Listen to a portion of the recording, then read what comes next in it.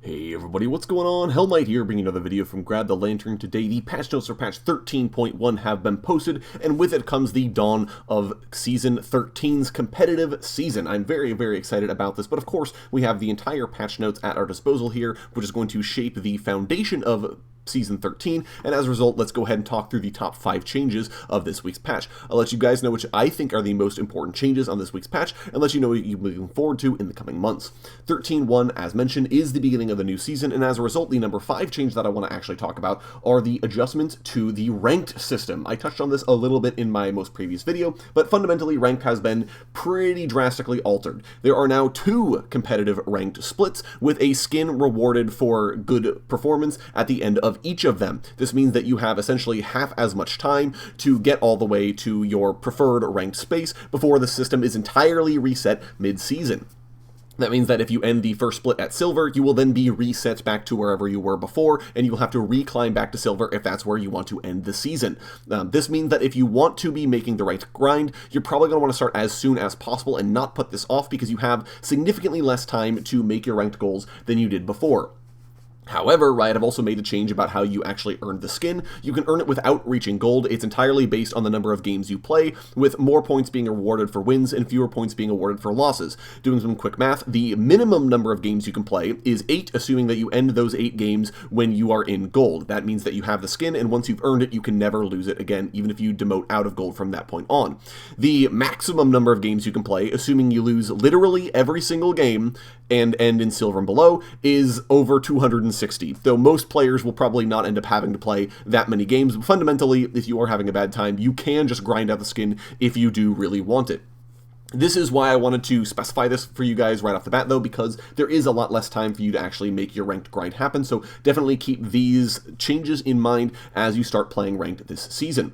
Moving on to actual champion changes here, we're going to be talking about the Aatrox nerfs. Now, Aatrox actually made very well from the last season. Riot nerfed Eclipse when Eclipse Aatrox was running roughshod over the professional metagame, but they never really touched Aatrox himself, and as a result, he's still been very strong over the last couple of months. This is all going to be changing on this week's patch, where Aatrox is losing quite a bit of power, actually. The healing decrease now when he's in World Ender, as well as the reduced movement speed he gets when activating the ability, should make Aatrox not only a lot more kiteable, but a lot more killable in the later stages of the game. This should make him a lot less likely to run roughshod over the game once he gets a lead, but it shouldn't prevent him necessarily from getting that lead, so he'll be much weaker overall, I think, but definitely a champion that you're more easily able to deal with moving into patch 13.1. The number 3 change of this week's patch is to Jak'Sho, the Protean. Now, obviously, this is one of the items that I've been railing about for quite some time. I think it's very strong, and Riot feel the same, but actually Riot only feel the same about fighters that are building this as their singular defensive item of choice versus the tanks that are building this as their primary mythic. Riot really like its performance on tanks. They're not so happy with its performance on fighters, who are able to use it to just undercut their need to build both durability and offense.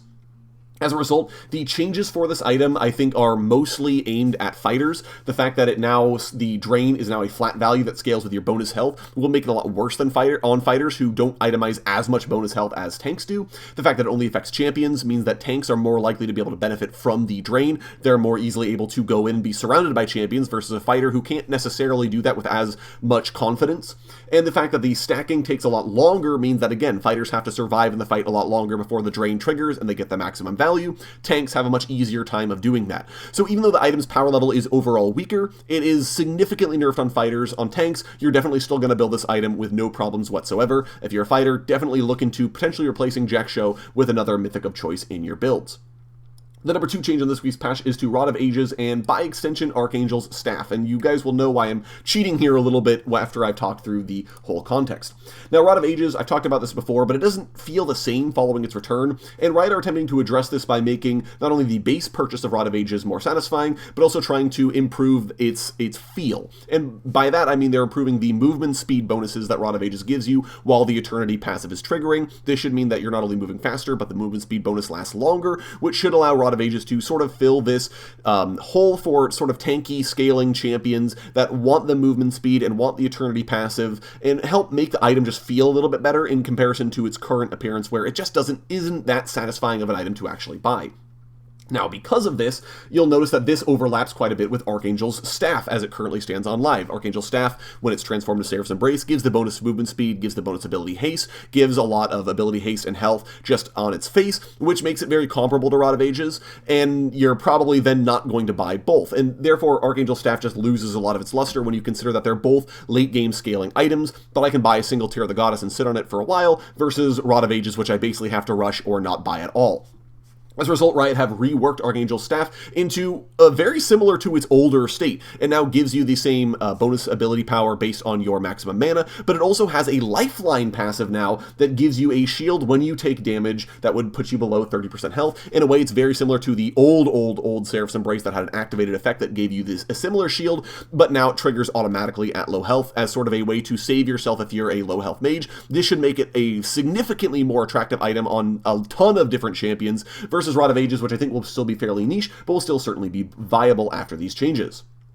Finally, the number one change on this week's patch is the Jax Midscope update. That's right, he finally got a Midscope, and this is just a small update. Riot seemed to really like his existing gameplay, so this isn't as big as others, and primarily the changes here are focused around Jax's ultimate, which now has an activated component where he swings his staff, he damages nearby enemies, and he gains resist if he hits at least one champion, and gets more resist if he hits more than one champion, and while the effect is active, he now triggers the bonus passive on hit damage every second attack instead of every third attack. Naturally, this is huge for Jax's offense. That is a massive steroid in terms of his overall DPS, as well as having a fourth damaging button as opposed to having to just make do with 3 as he had before. However, this does mean that Jax's R is now a failable button. You can whiff his ultimate and therefore get no value out of it, as opposed to on live, where you can press it and it's unsatisfying, but it does the workhorse job. This means that Jax players that are really good at him will be able to extract a lot more value out of the pick, versus Jax players that maybe aren't so great and aren't able to land the Rs as effectively. They'll have a much tougher time on Jax overall. There's also a small tweak to Jax's Counter-Strike, where it now has % max health damage that should allow you to tank bust a little bit more effectively than you would ordinarily, but none of these changes matter in comparison to Jax's new fishing minigame, which has been added on this patch as well. I'm very excited for these changes and to see how they shape up Jax. But that's going to be it. Those are the top 5 changes on patch 13.1. Let me know what you guys think of these down in the comment section below. Would love to hear your thoughts. If you enjoyed the video today, go ahead and leave it a like. And if you really enjoyed the video, consider subscribing. I upload a video every Monday, Friday, and on patch days like today as well. Once again, thank you guys so very much for watching. I do appreciate it. And I'll talk to you all later.